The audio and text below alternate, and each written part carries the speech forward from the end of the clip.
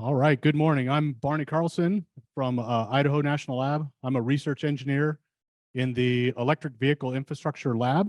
The acronym is EVIL. Today I'm going to be presenting on the cyber-physical security pillar.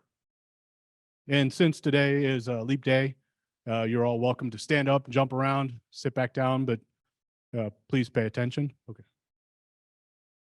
All right, so with the cyber-physical security pillar, we have named it this because a lot of what we are working on is cyber physical security of operations technologies, OT, as compared to the classic preconception that all cybersecurity is with respect to IT, information technologies of internet-based communications and personal information and financial information.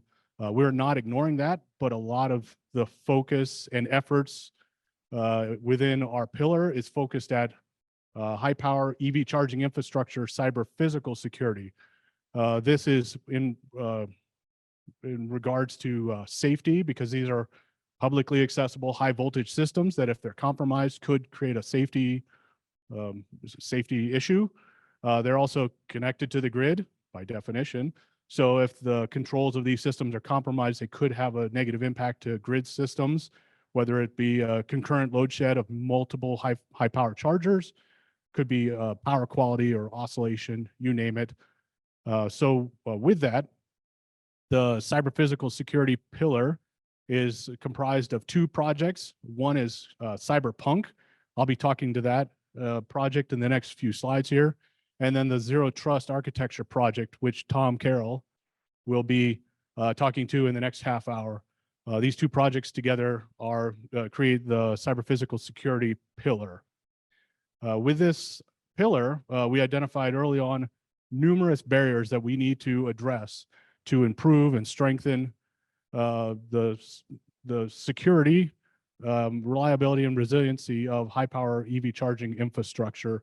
And some of them are some lack of understanding, insufficient cyber workforce, mitigation solution development needs, evaluation and vulnerability assessment of communications, and numerous metrics. So today I will be showing several slides of accomplishments and solutions that we have developed over the past 2 years. So of the 2 years of EVs at Scale that has been ongoing so far, today is a interim conclusion of what we've accomplished over the past 2 years. So now I'm going to be speaking specifically just to the CyberPUNC project. So as I said before, there's numerous accomplishments that I'm going to be presenting here. For time's sake, I'm not going to read this list. I will just go directly into the slides. But this is an overview of an outline of this presentation. So first off, PKI research has been conducted between Sandia and NREL. The development of PKI for EVSE emulation environments supports industry needs for a modern and secure communications. Also, this task has the development of this PKI emulation environment is able to test cyber-related scenarios for CSER and other industry members. These efforts build within the NREL cyber range and leverage Mini, Mega, Phoenix, and Scorch tool sets, as well as open source code, enabling many virtual machines to be orchestrated together and tested together as a full system. There's been several recent accomplishments. Some of them, there's now the ability to automate the deployment of over 500 agents interactions. And also more recently, a panel session was organized at the Energy Transition Summit a few months back in regards to cybersecurity and PKI. So with respect to this PKI emulation environment, next steps include aligning this test environment to enable testing for CSER-funded cyber research scenarios. Also, the build-out of metric structures for PKI performance and resiliency to compare these implementations. Additionally, tracking of Everest deployments and other opportunities for software integration are part of the next steps. This diagram is showing the layout of this cyber test range. As you can see on the, with respect to a PKI emulation, you can see on the left-hand side, the certificate generation and management tools are shown left-hand side. On the right-hand side is the host infrastructure, NREL and Sandia. And in the middle is the interaction between EVs, EVSEs, and the charge network operator. With this, further work on visualization, performance metric packages, and testing of cyber scenarios is underway. There we go.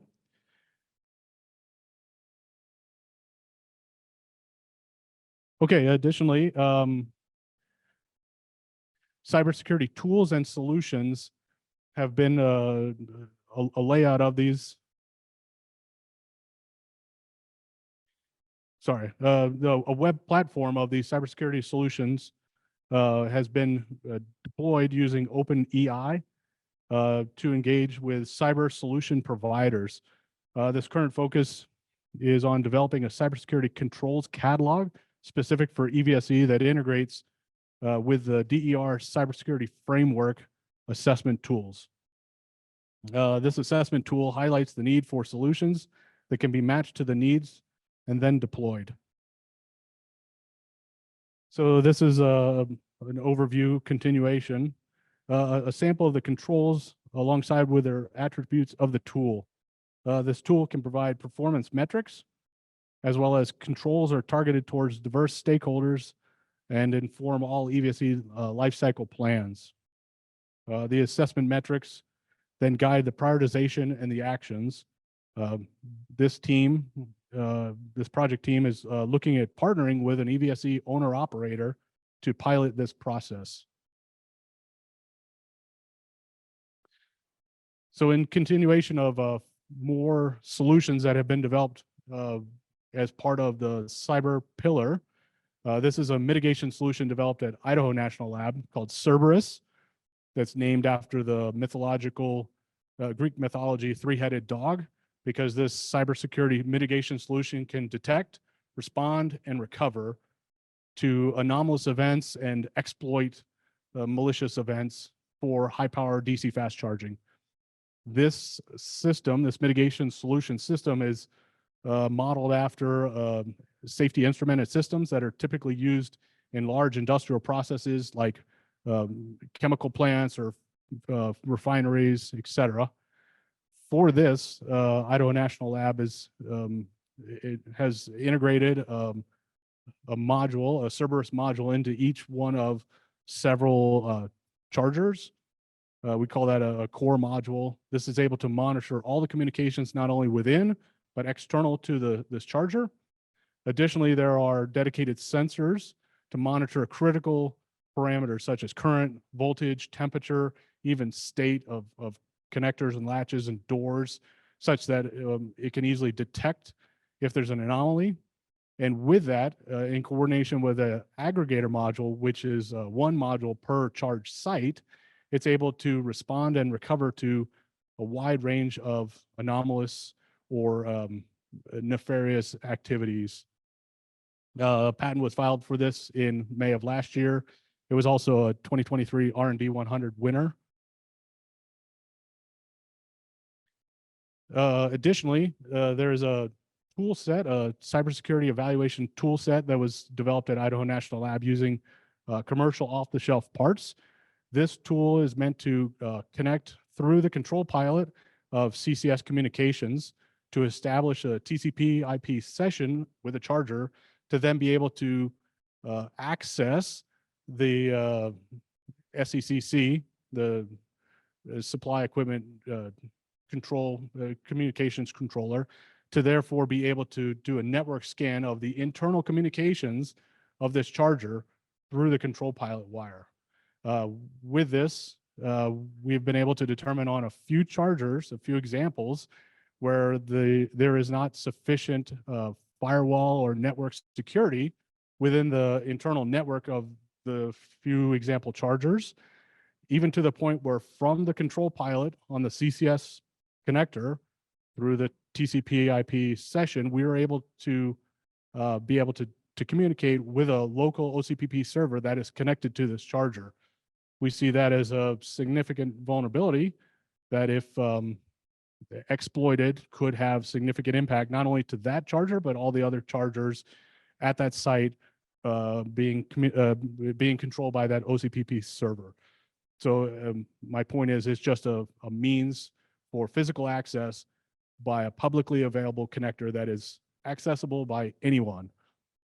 So, but this tool set enables evaluation, in the laboratory, in the field, at test events, you name it. This is publicly, it's an open source software to combine these commercial off-the-shelf components to create this device.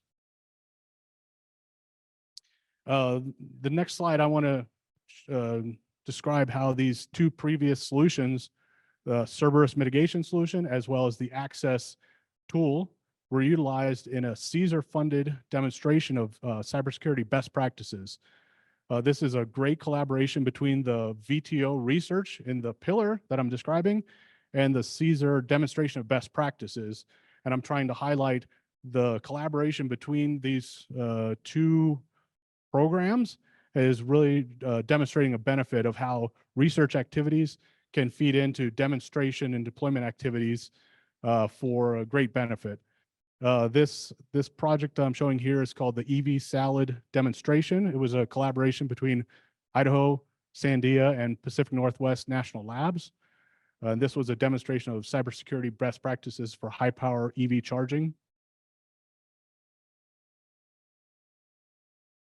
Next, with respect to workforce development for cybersecurity next generation workforce, there has been efforts to support the Cyber Auto Challenge, which is an ongoing annual event where dozens of collegiate level students participate in this 1-week event, which is half training of everything from CAN bus to automotive Ethernet to understanding Ghidra and Wireshark and all sorts of tools, and then actually using those skills and advanced knowledge in I'll call it a 24-hour hackathon, where vehicles and charging infrastructure that is provided by manufacturers and OEMs for this week, the students are able to actually run real exploits on real hardware to try to demonstrate discovered vulnerabilities, what is the impact of exploiting those vulnerabilities. And this is, INL has been supporting this Cyber Auto Challenge for the past several years in regards to the EV charging infrastructure side of this week-long activity. This year, again, it's in late in July. I have on here a contact information for Carl Heimer. He's the founder and organizer of this event, and actually several other similar events like Cyber Truck Challenge, et cetera. So please reach out to Carl or even myself, and I'll put you in contact with the right folks if you're interested in participating or supporting this event, because it, by the way, it's also a really good recruiting opportunity. I have a colleague now that I first met at this event, so it's I'll give it a thumbs up.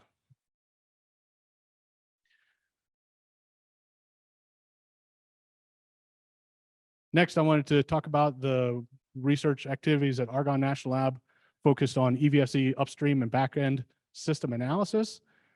As you can see here, high-level approaches were taken to identify potential problems. And then this information is then applied on a larger scale to find systematic problems and misconfigurations. Argonne identified common configurations and architectures to find potential lapses or misalignment in security of these communication systems. This information can inform gap in design and implementation. The findings were distilled into best practices and worst practices, and this information is soon to be released in upcoming technical reports. Here are some images of experimental results from Argonne with respect to this work. The image on the upper left is showing a charge point operator management interface, and it indicates the potential for remotely deploying new firmware. You can see it's literally just a select and click on the button. So security is obviously an issue in that example. Moving farther a little to the left-hand side of the display is showing currently unsecured charge point operator management system running OCPP 1.6, and it shows that there's 79 EVSE attached with that. Unsecured, there's also an example here, excuse me, of unsecured remote management interface with a start, stop, or scheduling charging management. And this instance was just found on a map. So easy to find, and also another example of security issues with respect to this type of backend information and control. And finally, in the upper right is a unsecured Steve instance. Steve is the software version of this OCPP control system. This Steve instance shows log files and other pertinent operating information. And this ChargePoint network map is an enumeration of the ChargePoint IT infrastructure performed by first enumerating ChargePoint subdomains, and then iterating over DNS records to identify related ChargePoint sites and assets through publicly available records. Looking towards the future, where is this pillar going? One new activity that I'd like to highlight today is we are progressing into bidirectional charging. So as of right now in Idaho National Lab, we are setting up 3 different bidirectional chargers that cover light duty, medium duty, cover various use cases, both CCS1 and CHAdeMO, various power levels, also covering vehicle to home and vehicle to grid. So I just wanted to highlight that for an update at the next semi-annual meeting. We should have data, results, initial vulnerability assessments of this equipment, because these are in the lab, being commissioned or just recently commissioned. So no updates as of yet, but this is something to look forward to. So in review, PKI test environment creation has progressed. And as I showed previously, over 500 nodes of interaction are capable now. Further development to increase that number is underway. Also, it's been completed the first automated testing of many EVSE and EV device interactions with respect to this cybersecurity test range of PKI. Also for the EVSE security controls catalog and cybersecurity risk assessments, this has been completed and is up on a publicly accessible website. Next, there have been a few mitigation tools and solutions that have been developed that I described. First off was the Cerberus mitigation solution that is able to detect, respond, and recover for high power charging infrastructure. Next is the Access tool. This is an evaluation tool to be able to evaluate the security stance of the internal network of charging systems via the control pilot wire of the charger. Additionally, there's been continued growth and success with the Cyber Auto Challenge since 2018. More and more transitioning towards electrified transportation, since classically the Cyber Auto Challenge was initially all internal combustion engine vehicles. It was very vehicle centric. This is now progressing more into electrified transportation and the charging infrastructure to support those vehicles. And finally, EVSE upstream and backend system analysis has been performed and is underway, as I had shown in the previous slides. So what are the next steps in this CyberPUNC project? PKI emulation will continue to leverage Everest code as appropriate and begin cyber scenario testing. Also added metrics for assessing the robustness of PKI-based security for electric vehicle charging infrastructure. Also identify and validate EVSE risk assessments with industry stakeholders. And finally, bidirectional charging, V to X or V to G, V to H, whichever acronym you'd like. Cybersecurity and cyberphysical security is planned for the near future. Wrong one, sorry. There we go. Thank you. I'd like to open the floor for any questions, and I'm actually very close to right on time. So any questions, please try to use the microphone, because I think we have somebody running around with a second mic.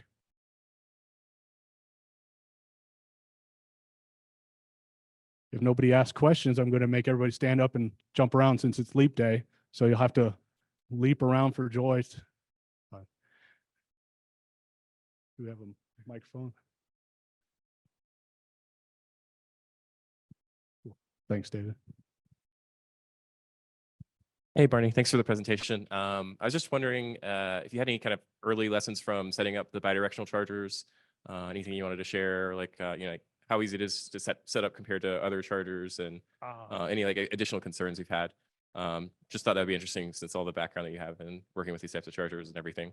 Gotcha. Okay, good question. Thank you. I would say setting up the chargers is very similar to setting up unidirectional DC chargers, in a sense of concrete pad and wiring and communications and conduit and whatnot. The one important element is the cloud-based software for energy control. That is not mandatory with unidirectional charging, but for the bidirectional charging systems that we are collaborating, the companies that we're collaborating with, that is a key element to the proper operation of those systems, of how do you manage the energy, because it's obviously not just plug it in, walk away, and it charges. It's you plug it in and should it charge or discharge, et cetera. With that, our focus mainly so far has been looking at what vulnerabilities might exist and what is the potential impact severity of those vulnerabilities, especially since now it's bidirectional. So does that just overall mean that there's twice the number of vulnerabilities? No, of course not. But could some of the impact severity for some vulnerabilities be twice as much? Perhaps, especially in theory, if you were to just put a -1 in front of an energy command, it's now discharging instead of charging. That's a very potential scenario. There's many scenarios like that that we're actively going through, thinking about what is the potential impact severity, and that helps us to prioritize our research activities instead of trying to cover everything in the smorgasbord. How do we prioritize? So, thank you.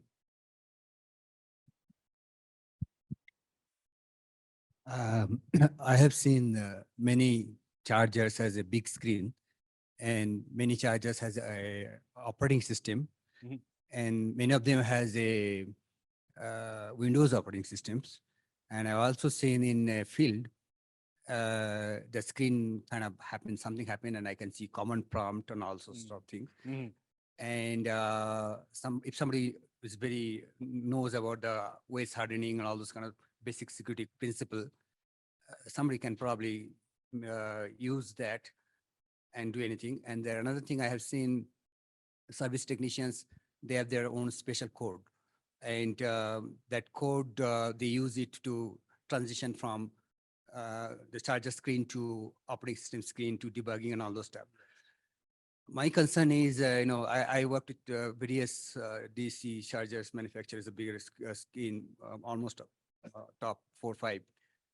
And and 1 or 2, I know they use a Windows operating system. It doesn't matter whichever operating system. If they don't do proper waste hardening, if they don't have a proper mechanism of if somebody left the company and changing the code, and if system crashes in the field and destroying the command prompt, have you analyzed that angle and try to see the cybersecurity risks on those from that side of the view, actually?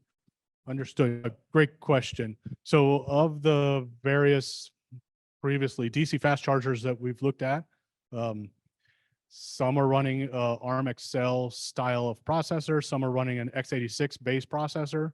The reason why I'm commenting on that is one is moderately easy to get root access if you have the expertise and you have the little bit of time. The other is not. So that is of concern. But even in the field, with using the access tool, for an example, at a public charging station where we just drove up to, one of the charge stations was in an error state where the operating system, which I presume to be a Windows-based operating system, was rebooted and had an error and it was out of commission. But yet the one just adjacent to it was operating properly. So to your point, those are all very important issues, and that needs to be addressed and secure, to enable good security, to prevent root access ability to a nefarious actor. That is all very important. So thank you.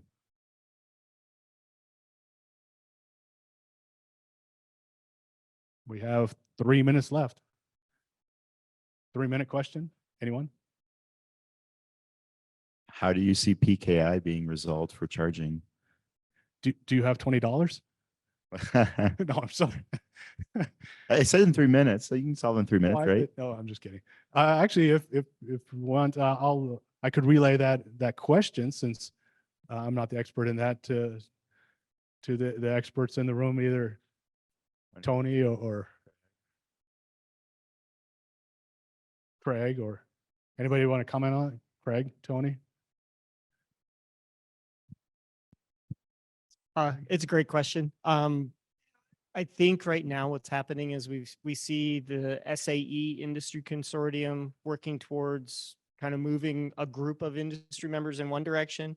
There's also European activity that has a group of industry members moving in another direction.